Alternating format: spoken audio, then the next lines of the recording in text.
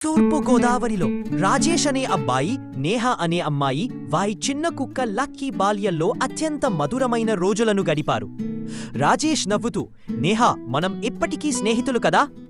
నేహ ముసిముసిగా నవ్వుతూ, అవును.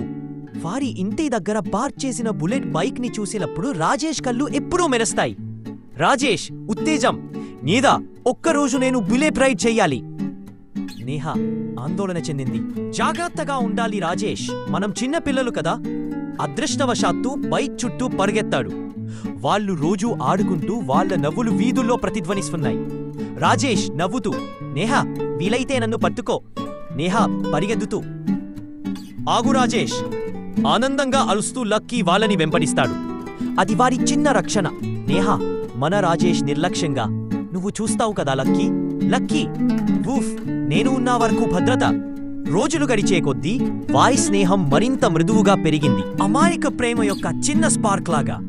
రాజేష్ సిగ్గు, నేహ, నువ్వు లేకపోతే బుల్లెట్ రైడ్ బోరింగ్గా ఉంటుంది. నేహ నవ్వుతూ, నేను కూడా నీతో ఉంటే హ్యాపీగా ఉంటాను. లక్కీ తన తలను అందంగా వంచాడు. ఒక సాయంత్రం సూర్యాస్తమయం కింద శాశ్వతంగా నిలిచి ఉండే ఒక వాగ్దానం జరిగింది. నేహ మృదువుగా, చెప్పు, ఎప్పటికీ నాతో ఉంటావు అని ప్రామిస్ చేయండి. ఎప్పటికీ. లక్కీ వారి చేతులను ప్రేమగా నాకుతుంది. వర్షం వాళ్ళని ఎప్పుడూ ఆపలేదు, అది వాళ్ల స్నేహాన్ని మరింత బలపరిచింది. రాజేష్ నవ్వుతూ, నేహ, వర్షంలో నాట్యం చెయ్యి. లక్కీ నీటి కుంటల్లో దూకుతుంది. ఒకరోజు రాజేష్ బుల్లెట్ను తాకడానికి ప్రయత్నిస్తూ పడిపోయాడు.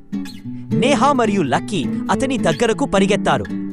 నేహ ఆందోళన చెందుతూ, రాజేష్, నువ్వు సరేనా? రాజేష్, నేను బాగానే ఉన్నా.